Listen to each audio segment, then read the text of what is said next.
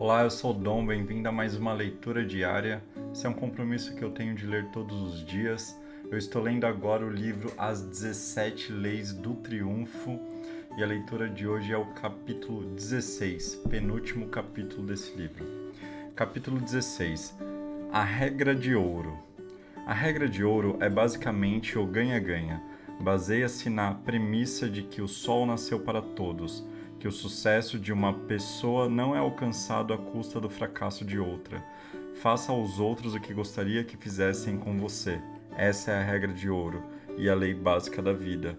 É a lei de todos os relacionamentos duradouros. É a essência do mundo interdependente. Napoleão Hill. A regra de ouro é calçada em um princípio universal, fartamente difundido através da Bíblia, que tem como premissa básica o fato de que nós devemos nos colocar sempre no lugar dos outros, fazer para os outros aquilo que desejaríamos que nos fizessem se estivessem na nossa situação. É a eterna e inexorável lei do retorno. Nós colhemos exatamente aquilo que semeamos. Quem planta ventos, colhe tempestades, diz o Provérbios.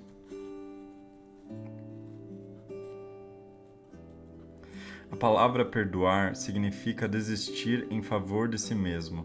Há pessoas que, quando finalmente conseguem perdoar alguém, sentem um alívio imediato de dores de cabeças crônicas, além de uma série de outros benefícios físicos. Há, inclusive, quem experimente verdadeiros milagres em sua carreira e vida financeira. É evidente que a vida, cedo ou tarde, fere a todos, mesmo inocentemente. Sabemos também que o tempo é o melhor remédio e que quem pratica a virtude sempre é recompensado. Uma pesquisa sobre o comportamento empresarial feito pelo Massachusetts Institute of Technology, o MIT, prova que ao longo de uma vida, ou seja, ao longo prazo, o bem sempre vence o mal. Mas isso eu já sabia, você pode neste momento exclamar. Sim, todos nós sabemos. Só que agora foi provado de forma rigorosa usando métodos científicos de investigação. Em mais de 85% dos casos, as pessoas que agem dentro dos padrões éticos de virtude, no final têm maior probabilidade de serem recompensadas. Segundo os pesquisadores, a verdadeira chave para o assunto está em que o castigo e a recompensa são principalmente intrapsíquicos, isto é, relacionados com a sensação pessoal de felicidade, paz e serenidade, e com a ausência de culpa. Assim, no que diz respeito às recompensas externas, elas costumam vir em termos de gratificação das necessidades básicas de pertença, de se sentir amado e respeitado e, em geral, de habitar um mundo bom, com verdades e virtudes puras. Ou seja, nossa recompensa na vida não necessariamente ocorre em termos de dinheiro, poder ou nível social. É também a humanização dos negócios, a moral como paradigma de conduta empresarial.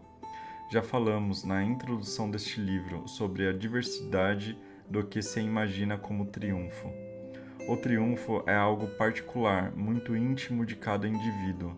Enquanto alguns só se consideram triunfadores quando se tornam milionários, donos de empresas, outros podem se contentar com objetivos de vida mais modestos.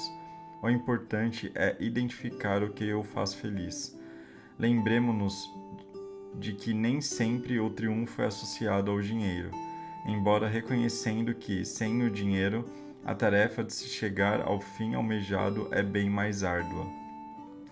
Por outro lado, o sucesso medido apenas pelo dinheiro acumulado é uma espécie de castelo de areia, carece de alicerce, de fundações sólidas.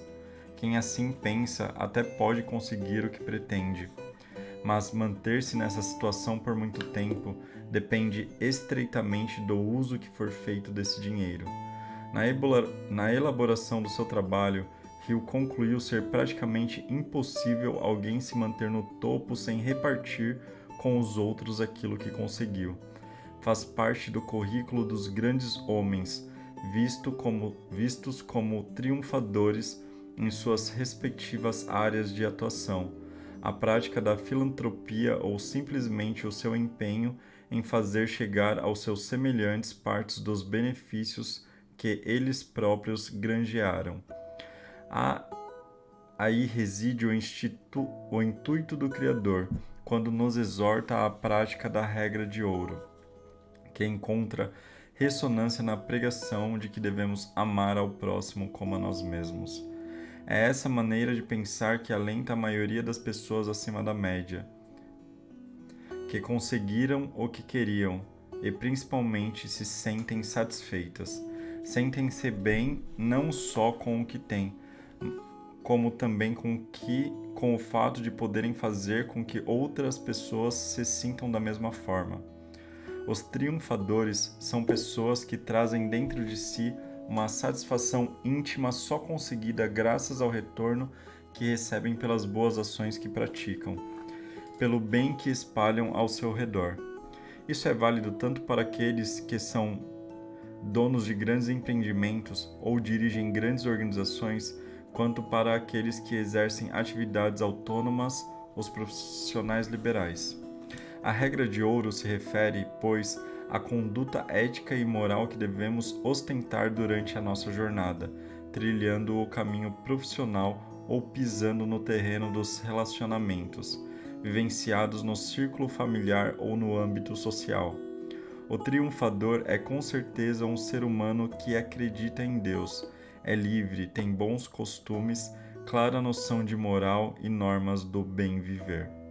É o princípio do amor se sobrepondo aos sentimentos mesquinhos, como a ganância sem medida, o individualismo sem par, o egoísmo, a intolerância, a inveja e tantos outros negativismos que insistem em se infiltrar no coração do ser humano. É a regra de ouro que faz com que o capitalismo não seja selvagem. O que é a dialética?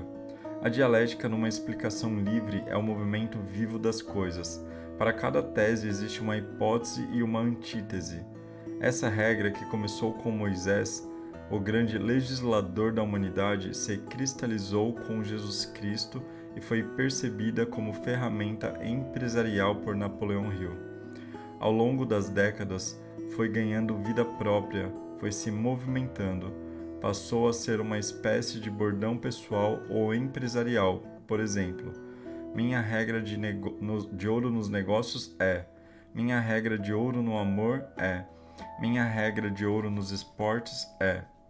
Essas frases funcionam como uma espécie de norte para suas ações naquela área de sua trajetória.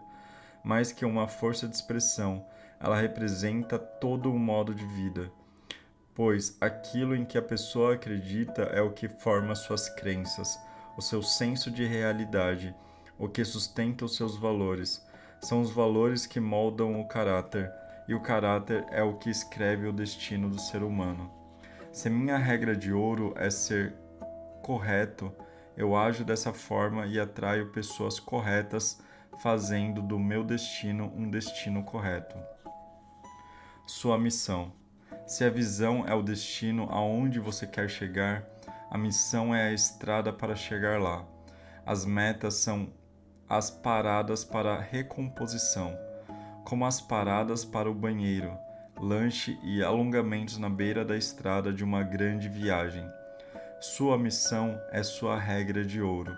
Em cada área-chave da sua vida, você deve construir uma sólida regra de ouro e uma para sua vida global.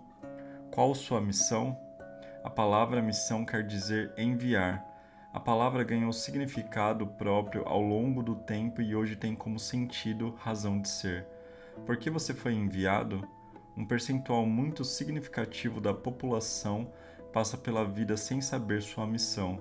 Como descobrir a sua? Existe um exercício muito interessante que o ajudará a encontrar a sua missão.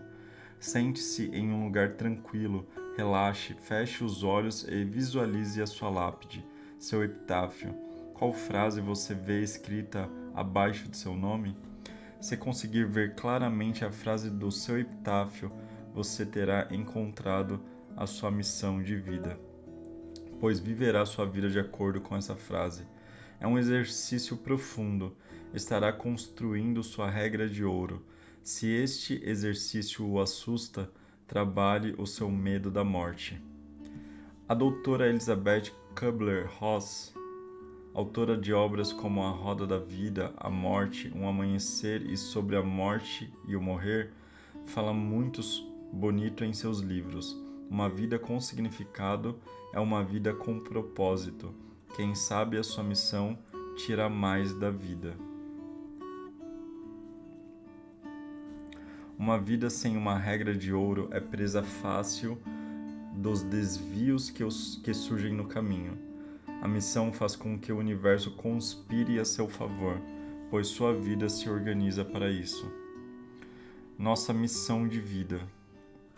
Minha missão é agregar valores, inspirar pessoas a viverem suas visões mais elevadas, desenvolvendo suas potencialidades latentes através de processos de desenvolvimento, de palestras, cursos, seminários, das histórias que vivi, que coletei, e parábolas que colecionei para que os participantes encontrem o que desejam. Jamil Albuquerque. Minha missão é ser entusiasta em tudo aquilo que realizo em minha vida.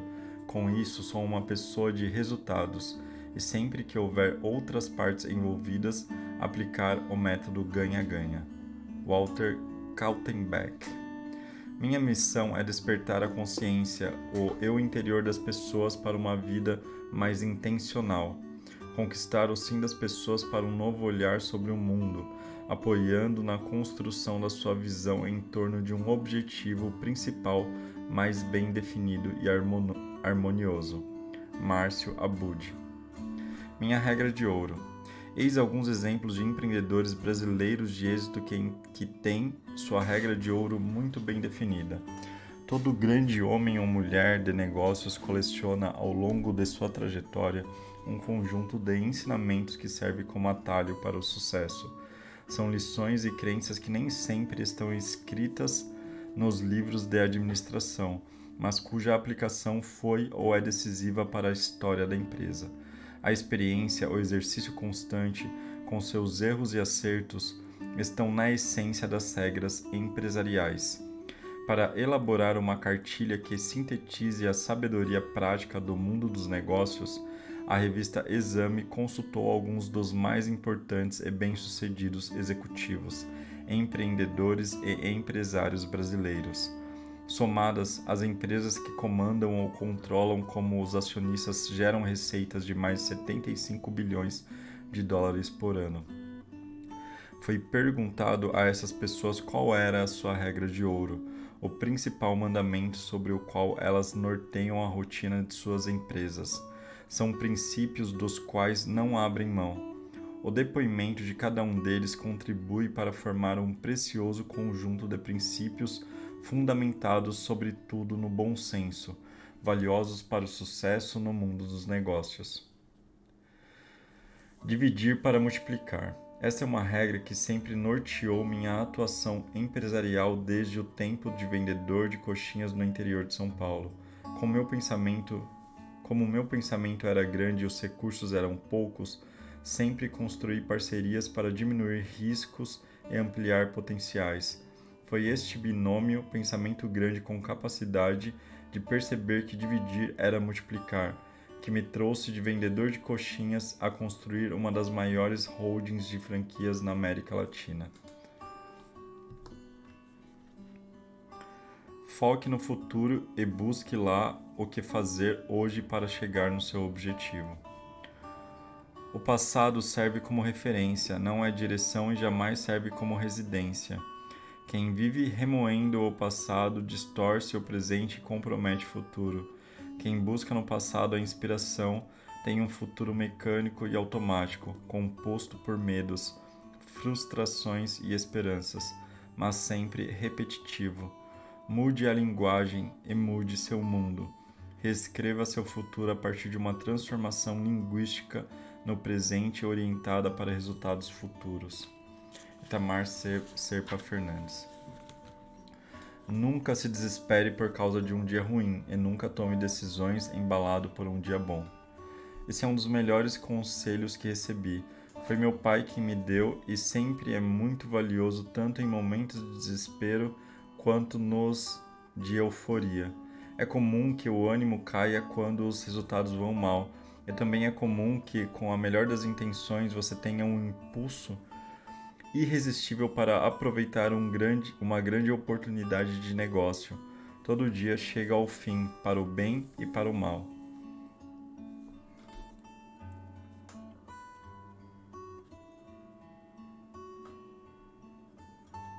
Se está tudo dando certo, se está tudo dando errado, calma, amanhã pode ser diferente. Se tiver tranquilidade, você dorme e levanta com nova energia para resolver as coisas. Em momentos de euforia, você pode tomar uma decisão apressadamente e cair no abismo. Em vez disso, pense cuidadosamente. Com exceção de casos excepcionais, jamais tome uma decisão sob ansiedade. David Pfeffer, presidente da Suzano Holding. Tenha sempre em vista o seu sucessor. Buscar a perenização de um negócio é a coisa mais importante que qualquer empresário pode e deve fazer. Para isso, é fundamental que a sucessão dos líderes seja uma preocupação constante. Uma maneira de encaminhar a sucessão é identificar quais profissionais dentre os principais talentos da empresa podem se transformar em sócios. É fundamental que eles gostem da empresa, sintam prazer em trabalhar nela e queiram fazê-la crescer. Um processo bem realizado de seleção de talentos garante continuidade à empresa e a manutenção dos seus princípios e da sua cultura. Jorge Paulo Lemann, acionista da Embev e das lojas americanas. Acredite em sua intuição, mesmo contra argumentos racionais. A Natura não existiria hoje sem essa premissa. No início, toda análise puramente racional indicava que o melhor a fazer seria jogar tudo para o alto e voltar a procurar emprego numa multinacional. Demoramos anos para ter resultados, mas eu nutria uma convicção de que ia dar certo, totalmente baseada em intuição e na percepção que tinha ao atender diretamente as clientes no balcão. Muitas vezes não sabia se ia dar para pagar a conta de luz no fim do mês. Mas eu era obstinado, estava completamente apaixonado e percebia a oportunidade que havia ali. Quando existe um sonho que não sai da sua cabeça, não deixe nada te abater pelo caminho. Luiz Seabra, sócio fundador da Natura. O modo mais fácil de botar um barco a pique é colocar 2 comandantes a bordo.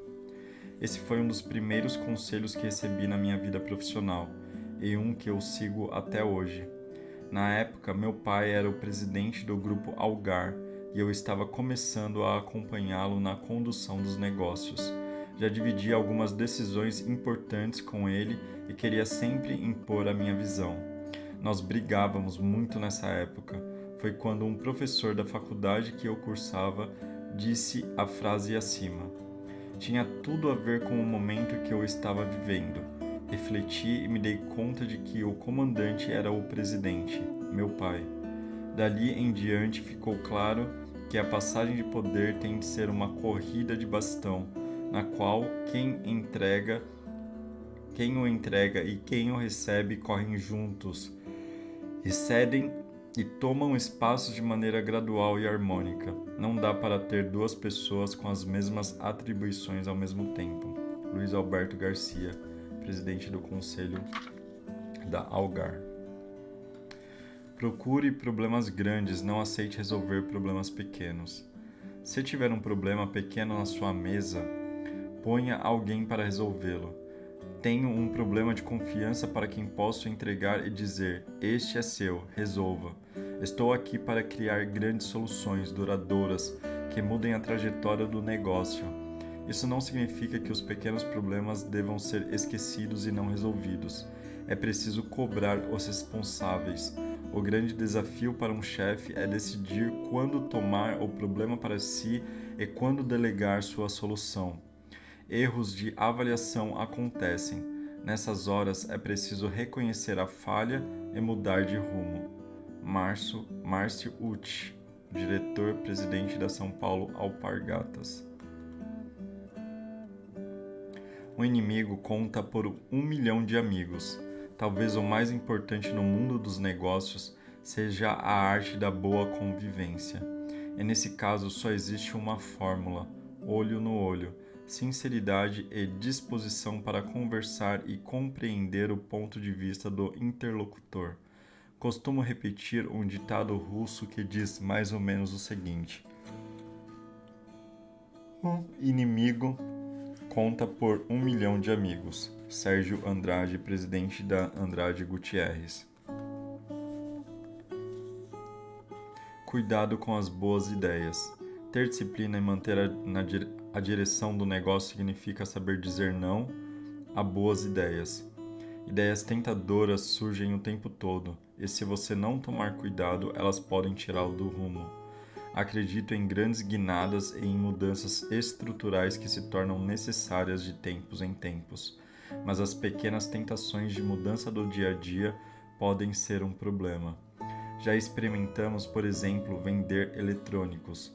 No nosso caso, isso só desviou a atenção dos funcionários e confundiu a percepção dos clientes em relação à marca.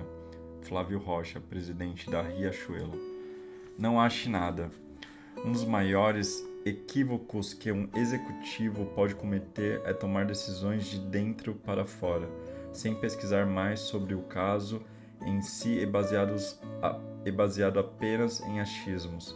Os argumentos que começam com o "eu acho" são fatais, e o pior é que a experiência acumulada normalmente te faz passar a achar mais e mais. Qualquer que seja a sua estratégia, não se esqueça de que ela tem de ser feita de fora da empresa para dentro. Marcos Magalhães, presidente da Philips.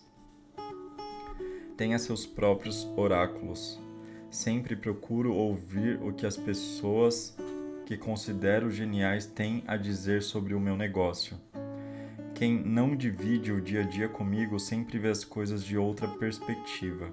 A ideia de abrir lojas fora do país, por exemplo, surgiu de 3 anos atrás, numa conversa com meu oráculo e amigo João Alves de Queiroz, filho, ou Júnior, dono da Assolan.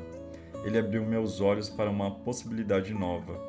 Eu estava satisfeito e tranquilo com o resultado da marca no Brasil, e mais a fim de pegar onda e velejar. A expansão internacional deu fôlego a meu negócio e me revigorou como empresário. Carlos Miele, proprietário da M-Officer. Pensar pobre não é virtude. Pensar pobre, pensar pequeno parece ser uma virtude no Brasil. As pessoas foram criadas para ter uma mentalidade do tipo: eu não posso, eu não tenho tempo, eu não quero ouvir, não é o momento. Nunca falo que não posso, nunca falo que não posso, não quero, não vou fazer. Aprendi com minha mãe. Quando era criança, eu adorava dar presentes. Minha mãe nunca dizia que não era possível. Ela simplesmente falava: quer dar? Então vá lá, trabalhe e compre. Quando perguntaram para minha tia, a fundadora da Magazine Luiza, se ela está interessada em comprar mais uma rede de lojas, sua resposta imediata nunca é não. Mesmo que saiba que o negócio naquele momento não é possível, ela pede para marcar um almoço e discutir a proposta. Não se paga nada para pensar. Então pare de pensar pequeno. Luísa Helena Trajano, superintendente do grupo, superintendente do Magazine Luiza. As empresas de um homem só não sobrevivem. Se quer ter sucesso profissional, cerque-se dos melhores. Não tenha medo de dividir o poder com profissionais tão bons ou melhores do que você. E, principalmente, cuide para que essas empresas tenham perfis diferentes entre si. Essa é a única forma de evoluir. Clóvis Tramontina, presidente da Tramontina. Se a negociação for fácil demais, desconfie. Os melhores negócios que já fiz na vida exigiram muito esforço para chegar a um acordo. Os que tiveram um desfecho rápido sempre se provaram complicados mais tarde. A ansiedade é o pior veneno numa negociação. Não se pode demonstrá-la, ainda que o que esteja na mesa seja o negócio da sua vida. Um dos maiores testes pelos quais passei foi a compra da marca União, da Copersucar. A aquisição dobraria o faturamento da minha empresa. Levamos 8 meses para bater o martelo. Roberto Barbosa, presidente do Grupo Nova América. Cuide bem do filho do seu funcionário. Pode parecer um conselho periférico, mas quando cuidamos bem dos filhos dos nossos funcionários, criamos uma relação de confiança, amizade e de envolvimento com os comandados. Quebramos todas as resistências que podem surgir das relações conflituosas entre empregado e empregador. Faz bem à saúde do próprio negócio. Isso pode evitar casos como escândalos ocorridos anos atrás em empresas americanas, quando funcionários acrescentaram substâncias venenosas a alguns produtos. Funcionários devem ser aliados e não inimigos. Victor Ciaulis, presidente do Conselho da ASHE. Para saber a causa real de um problema, pergunte 3 vezes o porquê. Quando alguém relata um problema e você pergunta por que ele aconteceu, a primeira resposta nunca é a causa real. Em geral, as pessoas dizem algo genérico ou dão uma desculpa, em vez de uma explicação. Por isso, sempre repito a pergunta 3 vezes. Ao final desse processo, ou chego à real causa do problema, ou percebo que a pessoa que o apresentou não tem ideia sobre o que está falando. Manuel Amorim, diretor da Telefônica Internacional. Qualquer negócio pode ser reinventado, mesmo o mais simples. Aprendi isso quando tive de assumir a padaria criada por meu pai, morto num assalto. Eu era o primogênito e a família só tinha a padaria para se sustentar. Aprendi a fazer pão e virei padeiro. Identifiquei a melhor farinha para fazer o pão da região. Aprendi a vender barato. Na época, o preço do pão era tabelado, mas eu vendia com desconto de 30%. Fiz uma promoção em que o cliente, se comprasse 10 pães, levava 12. Substituí os funcionários ruins. A padaria, que era a pior da área, virou a melhor.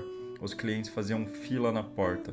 Percebi que mesmo em mercados aparentemente simples, é possível se destacar dos concorrentes.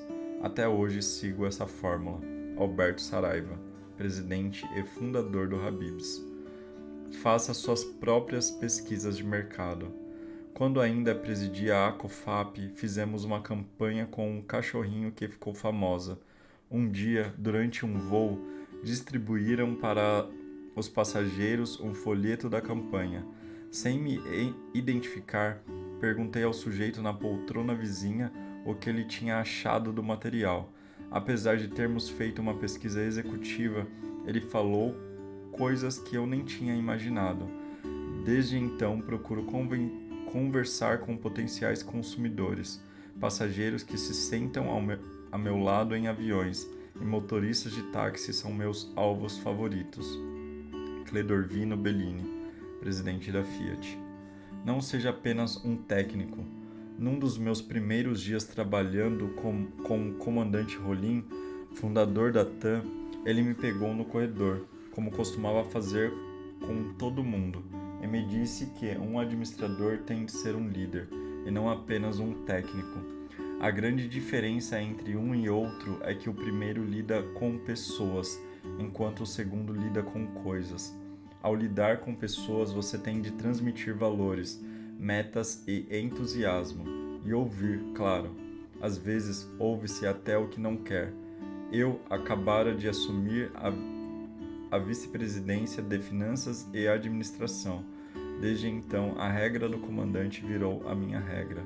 Marco Antônio Bolonha, ex-presidente da TAM. Qual frase você quer escrita na sua lápide? Qual o seu legado? O que você está fazendo na vida que é maior que você?